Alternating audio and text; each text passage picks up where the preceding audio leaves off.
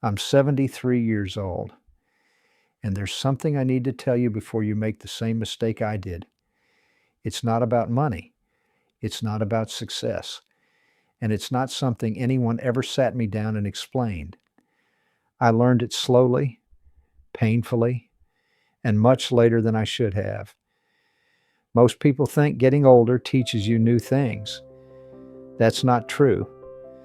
What getting older really does is strip away the stories you told yourself when you were young. For a long time, I believed life worked a certain way. You work hard first. You sacrifice now, and then one day you're rewarded with time. Time to rest. Time to enjoy. Time to live. That's the deal, right? That's what I believed. And almost everyone I know believed it too.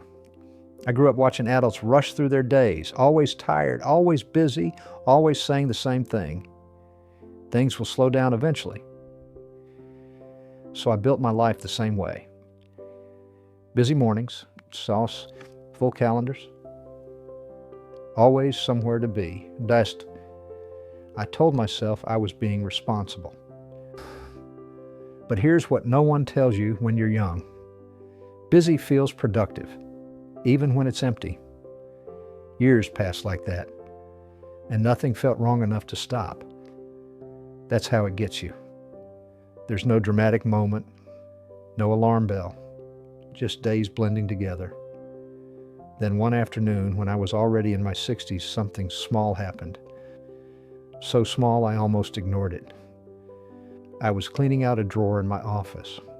Old papers, receipts, notes I didn't recognize anymore. At the bottom, I found a notebook. It was mine. I recognized the handwriting immediately. I had written it in my early 30s. Inside were plans, places I wanted to travel, things I wanted to learn, ideas I was excited about. Some of them were even underlined. Someday. I sat there longer than I expected because none of it had happened. Not one thing. Not because I failed, but because I kept postponing. That was the first time I felt something I didn't have a name for yet. Not sadness. Not regret. Something heavier. The realization that time doesn't just pass. It gets spent. Whether you choose how or not. That night, I couldn't sleep. I kept thinking about how confident I sounded in that notebook. How certain I was that life would make room for what mattered. I didn't know then what I know now. Life doesn't make room. You have to. Let me tell you the lie that quietly ruins most lives. I'll get to it when things calm down. I said that for years.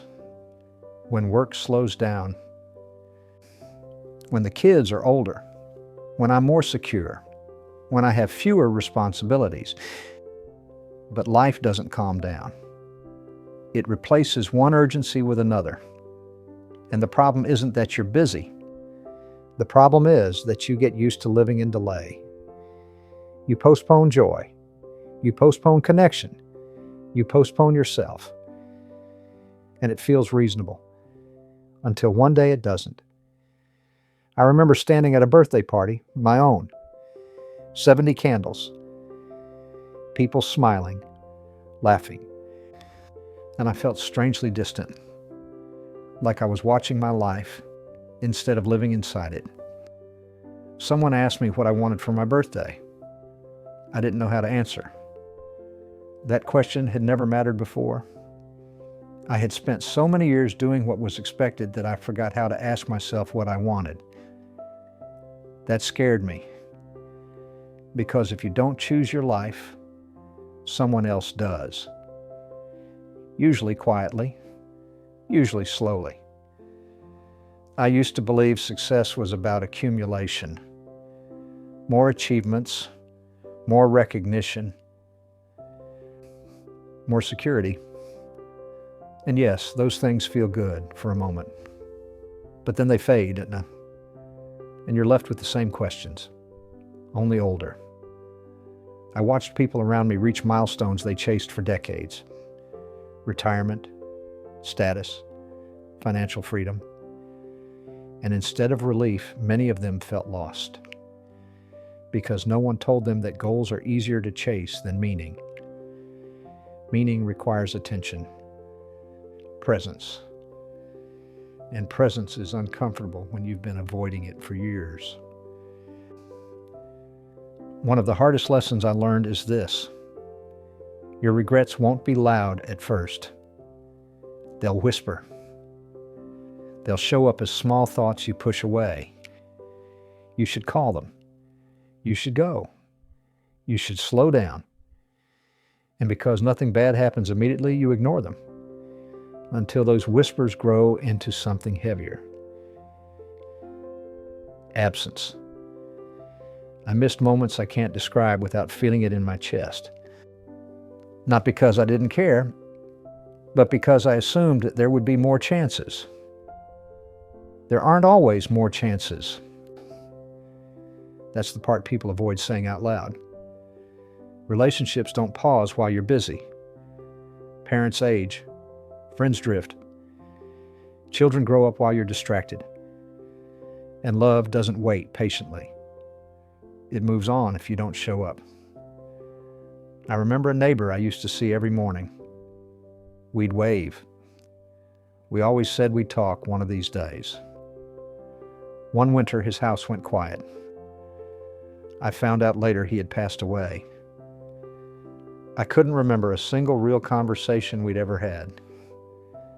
Just intentions. Intentions don't become memories. Actions do. As you get older, you start measuring life differently. It's not in years. In moments, you can still feel. And the painful part, you can't create those moments retroactively. You only get one direction. Forward. That's why I went forward. I used to think fear was about failing.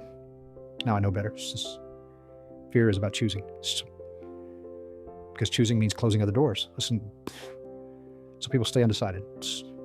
They stay busy. They stay distracted. It feels safer.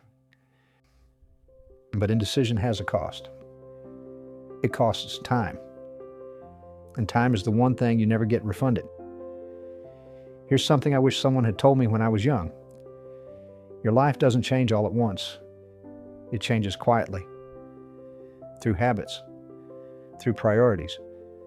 Through what you say yes to and what you keep postponing. One day you realize your calendar reflects someone you don't recognize. That moment doesn't come with fireworks. It comes with a strange emptiness. And that emptiness asks a question you can't ignore forever. Is this really how I want to spend the time I have left? I didn't ask that question early enough, but I'm asking you now, because you still can. If you're listening to this and thinking, I can't afford to think like this right now, that's exactly what I used to think. But here's the truth. You're already paying.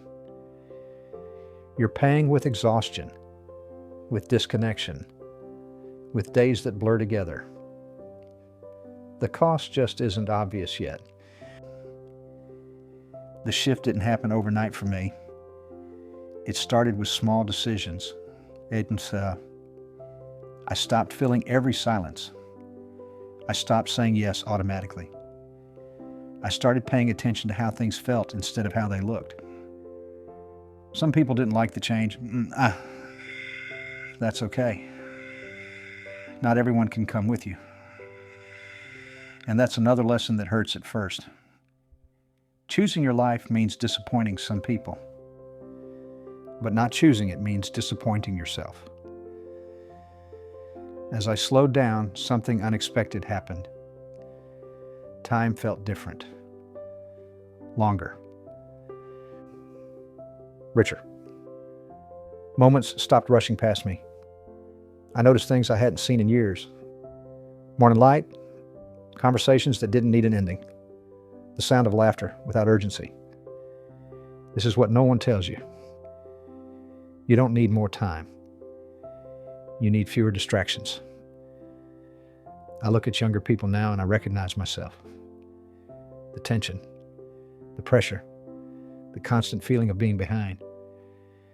They think life is waiting on the other side of accomplishment. It isn't. Life is happening now. Down one of your bound.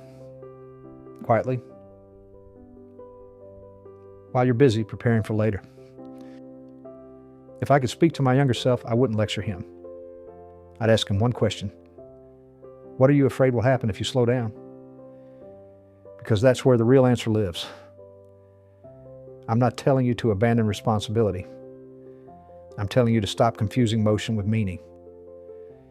There's a difference. A big one. I don't know how much time I have left. None of us do. But I know this. The years I spent chasing what I thought mattered were thinner than the years I spent paying attention. I have fewer years ahead of me now, but they're fuller.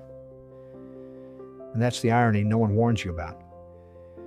When you understand time is limited, you stop wasting it. You stop waiting for permission. You stop postponing yourself. So I'll leave you with this. Not advice, a reminder. The life you keep preparing for me is already here. And one day, sooner than you think, preparation ends. And all that matters is how present you were while you were alive. Don't wait as long as I did to figure that out, as some say.